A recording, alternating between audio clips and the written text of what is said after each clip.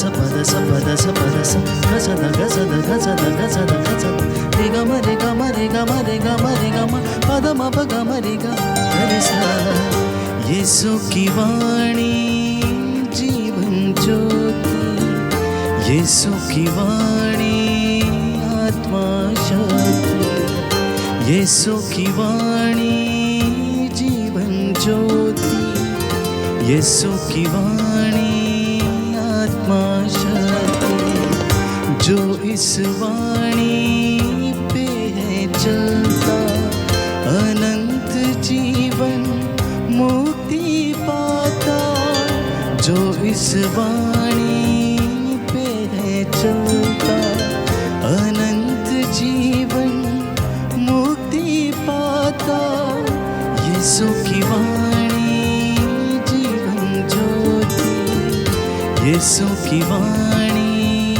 आत्मा शक्ति यीशु की वाणी जीवन ज्योति यीशु की वाणी आत्मा शक्ति।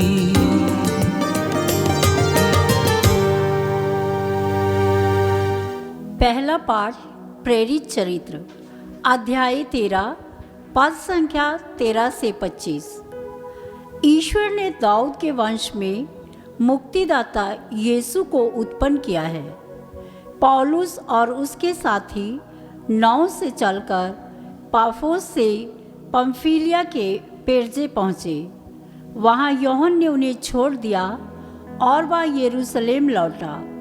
पौलुस और बरनबास पेरजे से आगे बढ़कर पिसिदिया के अंताकिया पहुँचे। वे विश्राम के दिन सभागृह में जाकर बैठ गए। संहिता तथा नबियों का पाठ समाप्त हो जाने पर सभागृह के अधिकारियों ने उन्हें यह कहला भेजा, भाइयों, यदि आप प्रवचन के रूप में जनता से कुछ कहना चाहें तो कहिए। इस पर पौलुस खड़ा हो गया और हाथ से उन्हें चुप करने का संकेत कर बोला, इस्राएली भाइयों और ईश्वर भक्त सज्जनों, सुनिए।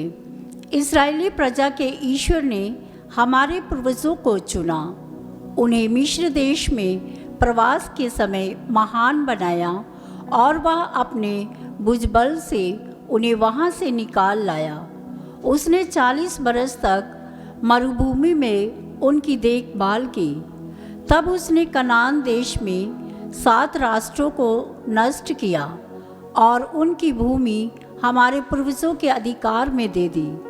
लगभग 450 वर्ष बाद वह उनके लिए न्यायकर्ताओं को नियुक्त करने लगा और नबी सामुएल के समय तक ऐसा करता रहा।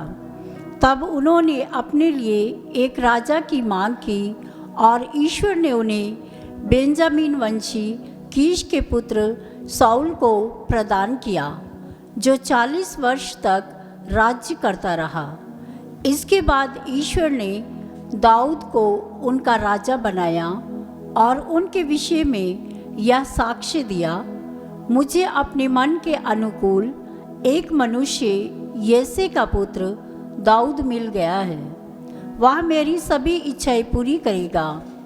ईश्वर ने अपनी प्रतिज्ञा के अनुसार उन्हीं दाऊद के वंश में इस्राएल के लिए एक मुक्तिदाता अर्थात यीशु को उत्पन्न किया है। उनके आगमन से पहले अग्रदूत यूहन्ना ने इस्राएल की सारी प्रजा को पश्चाताप के बपतिस्मे का उपदेश दिया था।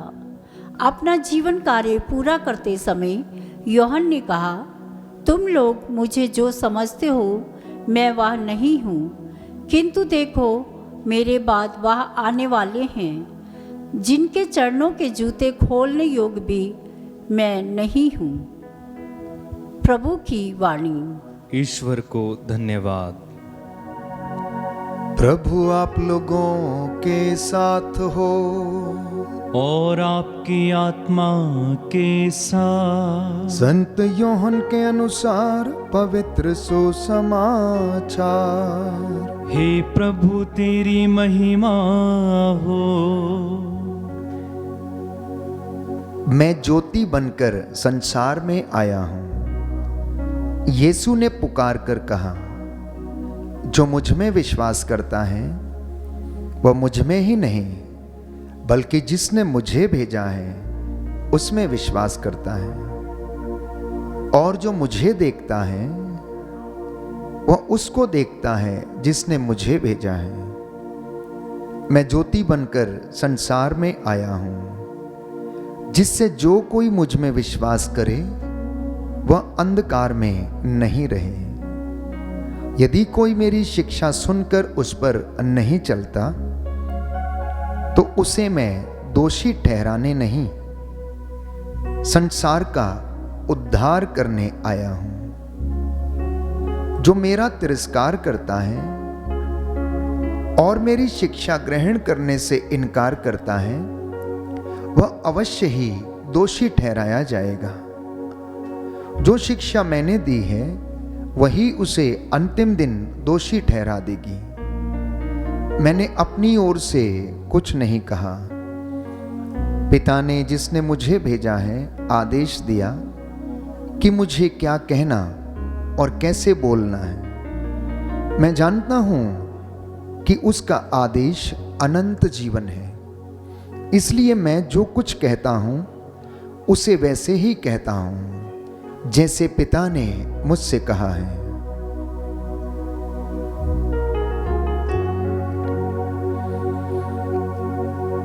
प्रभु का सुसमाचार है।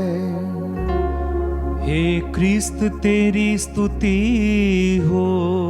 हालेलुया। हालेलुया। दाहिना हाथ उठाकर बोलेंगे हालेलुया। हालेलुया। यीशु की स्तुति हो। यीशु की स्तुति। यीशु को धन्यवाद। यीशु को धन्यवाद। हालेलुया। हालेलुया। हे प्रभु यीशु, हे प्रभु यीशु, आपके वचन मेरे पांव का दीपक हैं। मेरे पांव का दीपक हैं। आज के पूरे दिन भर में अपने वचनों के द्वारा मेरा मार्गदर्शन कीजिए। मुझे विश्वास का वरदान दीजिए। जिससे कि मैं आपके पद चिन्हों पर चलने वाला बन सकूं। हालेलुया। हालेलुया। हे पवित्र आत्मा, हमें अपनी प्रेरणा से भर दीजिए। हे पिता ईश्वर, आज के पूरे दिन के लिए, जीवन के वरदान के लिए मैं आपका धन्यवाद करता हूँ। हालेलुया। हालेलुया। हालेलुया। हालेलुया। प्रियजनों, प्रातः की इस बेला में हम सभी लोग प्रभु के अनुग्रह से भर जाएं, मैं आपके लिए यही विनती करता हूं। यीशुवाणी कार्यक्रम के माध्यम से हम नित्य प्रतिदिन प्रभु की शिक्षा को सुनते और मैं विश्वास करता हूं कि उस पर चलने का भी प्रयास करते हैं। प्रभु यीशु अपनी सेवकाई के दौरान कफरनाहोम, गलीलिया, नाजरेत, यरूशलेम, कैसरिया फिलिपी और गलीलिया की झील के किनारे घूम घूम कर लोगों को वचन सुनाया करते थे। उनके रोगियों को चंगा करते थे, उन्हें दुष्ट आत्माओं से छुटकारा देते थे। सभागृहों में नित्य प्रतिदिन जाना उनकी आदत थी। सभागृह में बैठकर शास्त्रियों और पंडितों से वार्तालाप करना, उन्हें अपनी सेवकाई के उद्देश्य के विषय में बताना, ये उनके दिन प्रतिदिन की दिनचर्या का हिस्सा था। बहुत से शास्त्री उनकी बातों को सुनकर असमंजस में पड़ जाते और उनसे वाद विवाद करने लगते थे और वे विश्वास नहीं कर पाते थे। आज के सुसमाचार में हमने सुना कि प्रभु यीशु पुनः एक बार अपने आप को स्पष्ट करते हैं कि वो कौन है, इस धरती पर क्यों आए हैं और इस धरती पर आने का उनका उद्देश्य क्या है। प्रियजनों, यशायाह नबी के ग्रंथ में हम पढ़ते हैं कि अंधकार में भटकने वालों ने एक महती ज्योति देखी है। उनके लिए एक प्रकाश, एक सूर्य का उदय हुआ है। जितने लोग उस प्रकाश की ओर आकर्षित हुए हैं उन्होंने जीवन प्राप्त कर लिया है और आज प्रभु अपने आप को वही ज्योति, वही प्रकाश बताते हैं और कहते हैं कि मैं ज्योति बनकर इस संसार में आया हूं। आज हम अपने आसपास में देखते हैं कि इस दुनिया में कितना शोषण है, कितनी बुराई है, कितना अंधकार है, कितना पाप है, कितने लड़ाई झगड़े मन मुटाव, राष्ट्र राष्ट्र के ऊपर चढ़ाई कर रहा है, एक दूसरे के बीच में आपसी रंजिशें कायम हैं, हर तरफ युद्ध और हर प्रकार की बुराई का बोलबाला है। मनुष्य आपस में एक दूसरे से प्रेम करने में असमर्थ है और ऐसा लगता है कि इंसान अज्ञान के अंधेरे में जी रहा है, वो सत्य के प्रकाश में नहीं है। लोग सत्य को सुनना नहीं चाहते क्योंकि सत्य कड़वा है। लोग अपनी ही बुराइयों को जानना नहीं चाहते और दूसरों पर अभियोग लगाने के लिए तत्पर हैं, दूसरों पर दोष लगाने के लिए तत्पर हैं। शास्त्री, यहूदी और फरीसी यीशु के आसपास आकर उनको घेर लेते हैं और उनसे पूछने लगते हैं कि आप हमें बताइए कि आखिर आप हैं कौन, क्योंकि उनकी शिक्षा उन्हें असमंजस में डाल देती थी। यीशु जिस अधिकार से बोलते थे उस अधिकार से कोई भी बोल नहीं पाता था। इसलिए प्रियजनों, प्रभु ये कहता है कि मैं ज्योति बनकर इस संसार में आया हूं। ज्योति का काम क्या है? ज्योति का काम यह है कि वो हम लोगों को रास्ता दिखाए। प्रकाश हम लोगों के लिए रास्ता दिखाता है। अगर इस दुनिया में, अगर इस सृष्टि में सूर्य नहीं होता और हमें प्रकाश नहीं मिलता तो शायद हम जीवित नहीं रह सकते थे। इसी तरह से हमें सत्य का प्रकाश, सत्य का ज्ञान होना अनिवार्य है। और प्रभु यीशु इस बात को स्पष्ट करते हैं कि वे ही सत्य हैं, वे ही जीवन है, वे ही मार्ग हैं और वे ही प्रकाश हैं। तो यीशु ने पुकार कर कहा कि जो मुझ में विश्वास करता है वह मुझ में ही नहीं बल्कि उसमें विश्वास करता है जिसने मुझे भेजा है। सीधे तौर पर प्रभु यीशु यहूदियों और शास्त्रियों के सामने प्रकट रूप से स्पष्ट करते हैं कि मैं पिता की ओर से, ईश्वर की ओर से भेजा गया हूं और मैंने जो कुछ उनसे सुना है मैं आप लोगों को वही बता रहा हूं। जो मुझे देखता है वह ईश्वर को देखता है।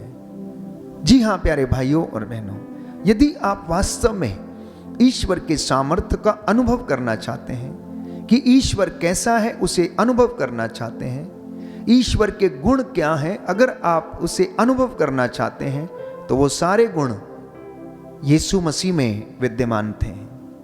यीशु मसीह एकमात्र ऐसा व्यक्ति था जिसने प्यारे भाइयों और बहनों अधिकार के साथ शिक्षा दी, जिसने मुर्दों को जिलाया और जो तीसरे दिन मुर्दों में से जी उठा। दुनिया का इतिहास का केवल एकमात्र पुरुष यीशु था। वो स्वयं ईश्वर था, बाइबल में बताती, लेकिन उन्होंने ईश्वर की बराबरी नहीं की। और आज वही प्रभु हमसे ये कहता है कि यदि कोई मेरी शिक्षा सुनकर उस पर नहीं चलता तो मैं उसे दोषी नहीं ठहराता, बल्कि मैं तो इसलिए इस दुनिया में आया हूं कि मैं इस दुनिया का उद्धार करूं, इस संसार का उद्धार करूं, मानव जाति का उद्धार हो जाए। एकमात्र व्यक्ति इस दुनिया का जिसने दूसरों पर दोष नहीं लगाया, जिसने दूसरों के दोष और बुराई को और पापों को अपने ऊपर ले लिया। क्या आपने कभी सुना?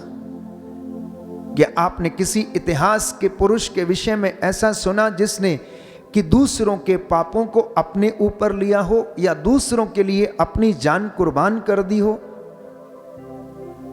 मैं नहीं समझता कि ऐसा कोई उदाहरण हमारे सामने है।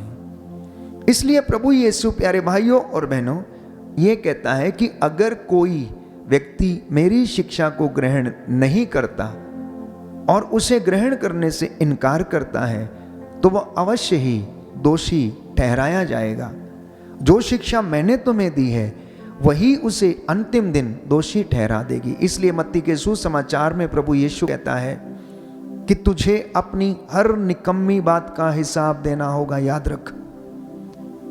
उपदेश ग्रंथ अध्याय 11 में हम पढ़ते हैं, प्रभु का वचन ये कहता है कि ओ नवयुवक, अपनी आंखों की अभिलाषा को तू अवश्य पूरा कर, एंजॉय कर, जो करना चाहता है तू कर, लेकिन याद रख ईश्वर तुझसे तेरे आचरण का लेखा मांगेगा। और वही बात आज प्रभु यीशु स्पष्ट करता है कि वह अपनी ही बातों के कारण दोषी ठहराया जाएगा अंतिम दिन में, क्योंकि यीशु ये कहता है कि मैं अपनी ओर से कुछ नहीं कहता हूं, मुझे जो कहने का आदेश मिला है, जो आज्ञा मिली है, मैं उसे ही कहता हूं। प्रियजनों, जब यीशु इस दुनिया में आए तो उस समय भी लोग अंधकार में थे और आज भी लोग अंधकार में हैं। हम स्तोत्र संख्या 14 में पढ़ते हैं, प्रभु का वचन हमें यह बताता है कि कितने अभागे हैं वो मनुष्य जो ईश्वर को नहीं जानते। कितने अभागे हैं वे मनुष्य जो ईश्वर को नहीं जानते, जिन लोगों ने इन सृष्टि की वस्तुओं की पूजा की है।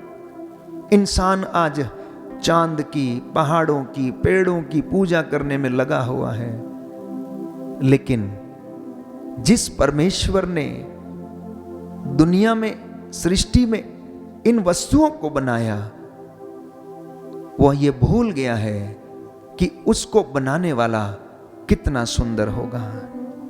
इसलिए स्तोत्रकार कहता है कि कितने अभागे हैं वो मनुष्य जो ईश्वर को नहीं जानते, जो सत्य को नहीं जानते, जो सत्य से बहुत दूर हैं। मानवीय जीवन के दुखों का सबसे बड़ा कारण है कि सत्य को नहीं पहचानना। इंसान अपने ही कुकर्मों के कारण, बाइबल कहती है, बीमार है। प्रभु का वचन कहता है कि तुम में से बहुत से लोग अपने ही कुकर्मों के कारण बीमार पड़े हुए हो, क्योंकि ज्योति इस संसार में आई और लोगों ने उसे स्वीकार करना नहीं चाहा। क्यों नहीं चाहा? क्योंकि जब कोई व्यक्ति प्रकाश में आता है तो उसका गंदापन दिख जाता है। मान लीजिए कि कोई व्यक्ति अगर रात के अंधेरे में चोरी कर रहा है और उसके ऊपर प्रकाश डाल दिया जाए तो उसकी चोरी करने की वह क्रिया सब लोगों की नजरों में आ जाती है। इसी तरह से इंसान जब सत्य के प्रकाश में आता है तो वह अपने मानवीय जीवन की कमजोरियां दिखने लगती हैं।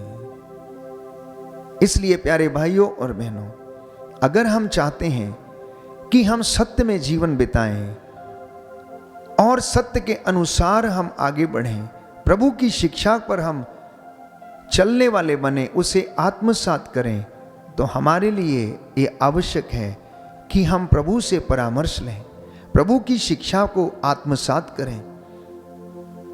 आज के पहले पाठ में हमने सुना कि चेले जो प्रभु के प्रेम से परिपूर्ण हो चुके थे, विश्वास से भर चुके थे, आत्मा से परिपूर्ण थे, साउल और बरनबास दोनों को प्रभु का मसा मिल गया, पवित्र आत्मा से वे लोग परिपूर्ण थे और उन पर हाथ रखकर प्रार्थना की गई और दोनों को अनुमति दी गई और पवित्र आत्मा के द्वारा भेजे हुए बरनबास और साउल सिलूकिया चले गए और वहां से वे लोग नाव पर कुप्रुस चले गए। सलामीना पहुंचकर वे यहूदियों के सभागृह में ईश्वर के वचन का प्रचार प्रसार करने लगे।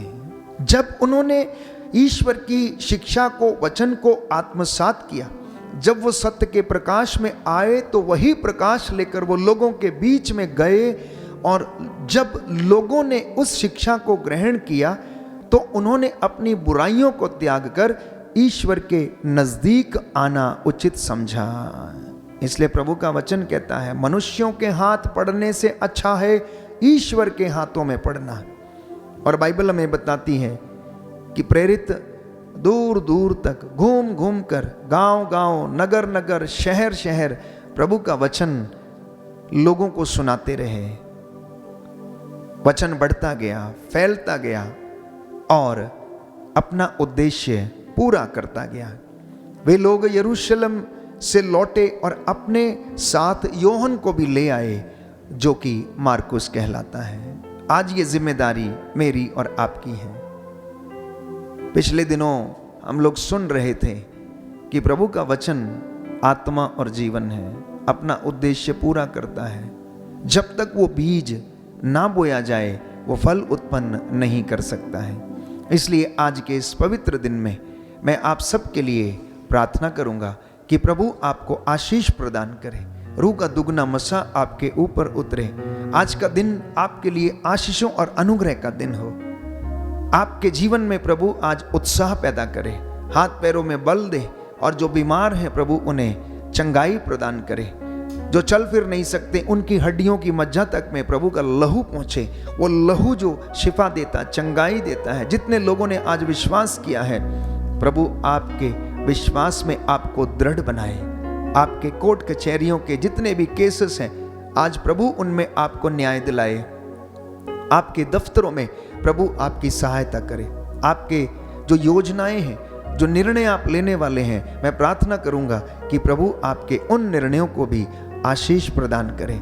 इस प्रार्थना की बेला में मैं आप सबको समर्पित करता हूं और प्रार्थना करता हूं। सर्वशक्तिमान शाश्वत दयालु पिता ईश्वर, तेरे वचन का उत्साह हमारे जीवन में कायम रहे। हम तेरे सत्य के प्रकाश में सदा जीते रहे। हे प्रभु, हमारे परिवारों को आशीष प्रदान कर। हमारे माता पिता, भाई बहन, सगे संबंधियों, रिश्तेदारों के जीवन में तेरी आशीष उतरे। हमारे खेत खलियानों में, दफ्तरों में, हमारे कामकाज में, योजनाओं में हमारी सहायता करने की कृपा कर। पवित्र आत्मा का सामर्थ्य और मसा हमें प्रदान कर, जिससे हम सब लोग तेरी अगुवाई में जीवन जीते जाए। सारे बंधन हमारे जीवन से टूटे, हर रोग बीमारी के बंधन टूटे, हर प्रकार की तंगी मुसीबत के, आर्थिक तंगियों के, ईर्ष्या द्वेष घृणा अहंकार क्रोध के बंधन टूटे। तेरा वचन जो आत्मा और जीवन है, हमारे जीवन में उजाला करे। हम एक दूसरे को सहन कर क्षमा करने वाले बन जाएं। आज हमारे जीवन में उन्नति प्रदान कर। हमारी सारी योजनाओं को पवित्र और शुद्ध कर, जिससे कि वे 60 गुना 100 गुना फल लाए। हे प्रभु, हमारी प्रार्थना सुन ले, हमारे प्रभु क्रिस्त के द्वारा। आमीन।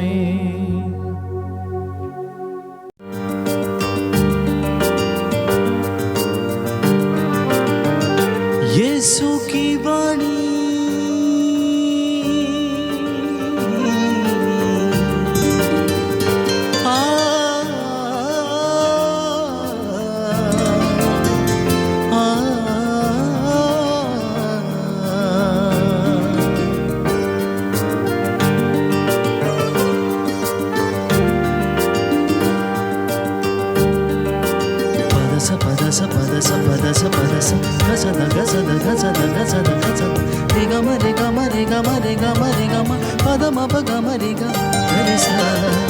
यीशु की वाणी जीवन ज्योति, यीशु की वाणी आत्मा शक्ति, यीशु की वाणी जीवन ज्योति, यीशु की वाणी आत्मा शक्ति। जो इस वाणी पे है चलता, अनंत जीवन मुक्ति पाता।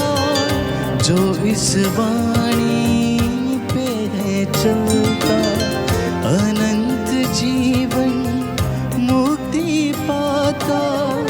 यीशु की वाणी जीवन ज्योति, यीशु की वाणी आत्मा शक्ति, यीशु की वाणी जीवन ज्योति, यीशु की वाणी आत्मा आत्मा शक्ति